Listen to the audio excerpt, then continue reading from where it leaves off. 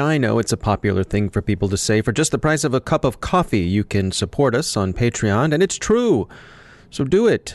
Patreon.com/thecyberwire. Thanks. Spain sees foreign influence operations in Catalonia. IBM's X-Force warns of a new banking Trojan. There may be a mole hunt going on in NSA, and somewhere the shadow brokers are smiling. Antivirus companies fix the AVGater vulnerability. Firefox and Google both commit to security upgrades. Tenable urges people to avoid breaches through good hygiene. And Carbon Black wishes we'd stop calling attackers hackers.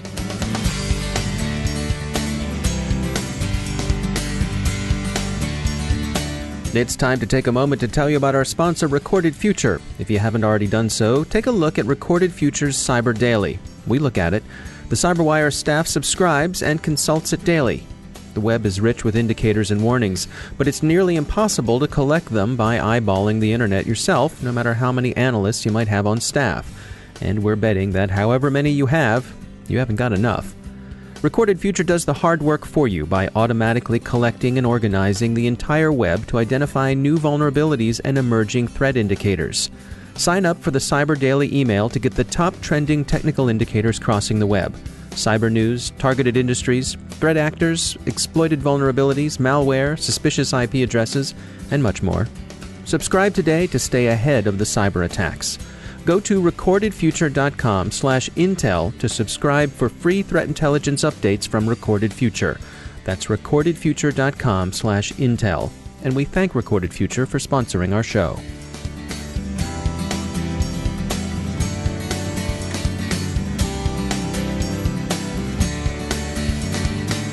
Major funding for the CyberWire podcast is provided by Cylance. I'm Dave Bittner with your CyberWire summary for Tuesday, November 14th, 2017.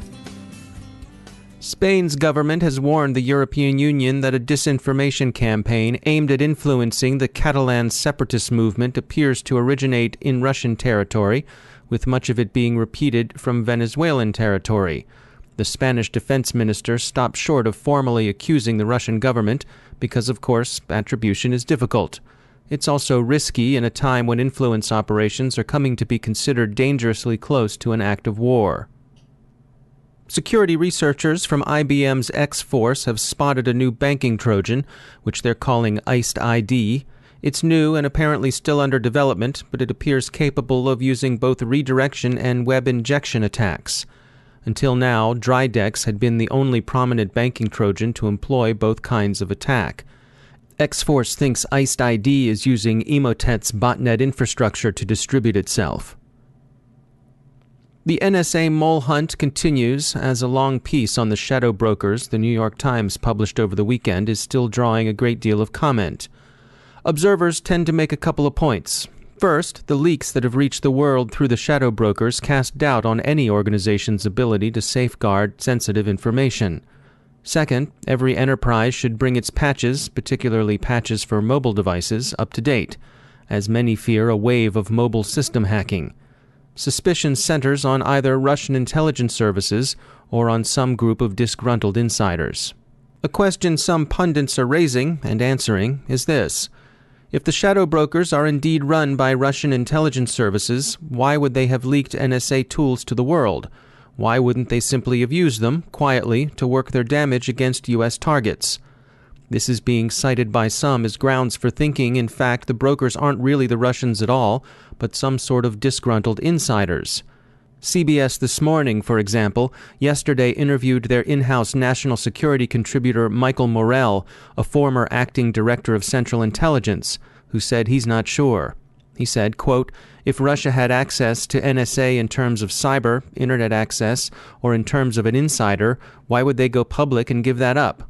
I tend to think this is either a disgruntled insider or an outside group." That's certainly a possibility, and intelligence services everywhere are notoriously sensitive about doing or saying anything that could reveal sources and methods. Indeed, their wariness about doing so is a common source of frustration on the part of the operators, who are the intelligence services customers. But there are at least three other points worth making. First, releasing tools that came rightly or wrongly to be generally attributed to NSA was a hard shot at the agency's reputation. An article in Esquire this week has the sophomoric but representative title, "The NSA Still Effing Up." And a reputation for effing up is not a good thing for anybody, still less for the premier U.S. SIGINT shop. But don't take it from Esquire, take it from Sputnik too. The Russian news outlet primly said Monday that the NSA was dealt a severe blow by a massive infiltration that resulted in the theft of cyber weapons by unidentified hackers, calling into question its value to U.S. national security. Touching as Sputnik's concern for good government and U.S. national security may be, it's not a good look for Fort Meade. So reputational damage hurts an intelligence agency as much as it hurts, say, a credit bureau or a telecom company. Maybe it hurts even more, especially when legal authorities like Section 702 are under consideration by Congress. Section 702 gives NSA authority to intercept foreign signals, subject to oversight by the FISA court. This authority is widely regarded within the U.S. intelligence community as essential to the IC's ability to do its job. Section 702 skeptics see the law as a threat to privacy and domestic civil liberties, and hope for its sunset at the end of the year. Such damage obviously works to the advantage of nation-state adversaries, who surely have their own reasons for disliking Section 702. Second, one of the most damaging things any security service can undergo is a mole hunt. The most famous one that's broken out into public awareness is the still controversial mole hunt that tore through the CIA during the later tenure of Langley's legendary counterintelligence chief, James Angleton. A mole hunt at Fort Meade, with the attendant mistrust, suspicion, and fear it could engender, could also likewise work to the advantage of a nation-state adversary. Third, it's worth noting that the shadow brokers started to sell, or more accurately dump, their material in August of 2016. This is some months after an as yet publicly unnamed NSA worker was found to have highly sensitive material on a compromised laptop. If a foreign intelligence service became aware that their operation had been blown, that would change its calculus about sources and methods, possibly tipping the balance in favor of disclosure. If you'd had an in at NSA but had it no longer, why not go for the confusion and reputational damage? It's been reported that some widely used antivirus software products are vulnerable to a proof-of-concept exploit, AVGater, that could bypass their protections. Researcher Florian Bogner found the problem and privately disclosed it to the affected vendors. Emsisoft, Icarus, Kaspersky, Malwarebytes, Trend Micro, and Checkpoint have patched. The exploit's not trivial to use, since it requires admin access, but then admin access has been achieved by hoods in the past. In other update news, Firefox 57 will introduce more capable sandboxing in its next version, and Google has put Android app developers on notice that it will kick anything found misusing accessibility services out of the Play Store. We've been reporting ongoing troubles with organizations misconfiguring their Amazon AWS buckets, exposing sensitive information online. There's a frightening asymmetry there, that an incorrect setting can lead to such exposure, and of course, once the information is gone, it's gone for good.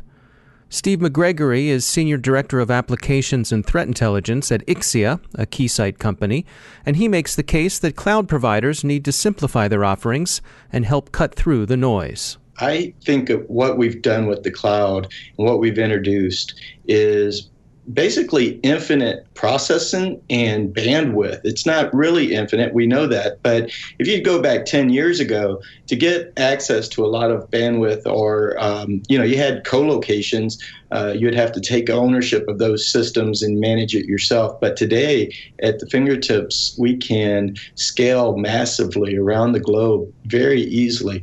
At the same time, it's grown in complexity. For the network, the people who need to use it. It's a complex environment, especially in the security world. Take us through that. What sorts of things are people finding themselves up against?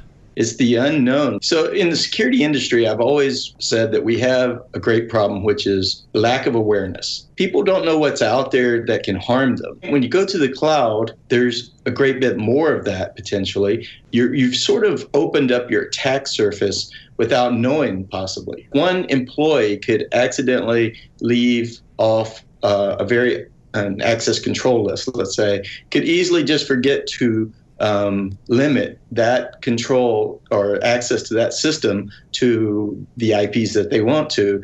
And because of the way today you can scan the internet in literally minutes, that system will be found and probably compromised within a matter of minutes. It's easier to say it will be than just probably. What we see is the same old happening over and over again. What we have here are a lot of opportunities in the security and in the cloud industry to simplify the solutions, remove some of the difficulty in these technology that we're putting together, and the opportunities for the security people is to reduce the noise and point to the areas where people need to focus. What I'm saying is that instead of relying on people to be the primary point that's going to make a decision to make something safe, that system or infrastructure or software application should be safe from the get-go. So when you say simplify, take us through, what do you mean by that? Well, to me, the technology is complicated. To get started with, it's complex. It's hard for people to fully know enough about everything. So we have to shift from expecting everyone to be focused on security. To be successful in doing that, we have to build products that don't require that. So bankers should focus on banking, accountants get to focus on accounting, but the security world and the cybersecurity world tends to expect most of the time that we train people to behave differently, right? And I don't think that that's possible. Humans are humans, and the products that we provide to the humans have to realize that humans can be swayed or do something wrong, and they have to be resilient to that. That's Steve McGregory from Ixia. For all the justified concerns about foreign intelligence services hacking, Tenable's CEO Amit Yoran thinks that sometimes attempts to blame state-sponsored espionage services for major data breaches can be a load of self-serving hooey. He's been blogging about recent testimony by some current and former CEOs before Congress, and he points out that a lot of the more spectacular data breaches of 2017 and before could have been prevented by some sensible application of digital hygiene. And finally, another security executive, Carbon Black's national security strategist Eric O'Neill, says we ought to stop calling people who break into enterprises hackers, because he sees a pervasive pattern of such crime being enabled by espionage services. So we ask you, listeners, what should we call the people behind big-time cybercrime pre-attribution? Hoods? Gonifs? Bad guys? Black hats? Maybe we can find something in the comic books. Hydra, anyone? We await your consensus. Time to share some news from our sponsor, Cylance. Cylance has integrated its artificially intelligent Cylance Protect engine into VirusTotal. You'll know VirusTotal as the free online service that analyzes files and URLs to identify viruses, worms, Trojans, and the other kinds of badness antivirus engines and website scanners pick up. Well, Cylance has pledged to help VirusTotal in its mission of making the security industry more perceptive and the internet a safer place. It's like public health for cyberspace. Free tools and services help keep everyone's risk down. Cylance sees their predictive approach to security as a contribution to the fight against cyber attacks, and they're now fully integrated as one of the analysis engines available in VirusTotal. Visit Cylance.com and look at their blog for more on their contribution to our online immune system. And we thank Cylance for sponsoring our show.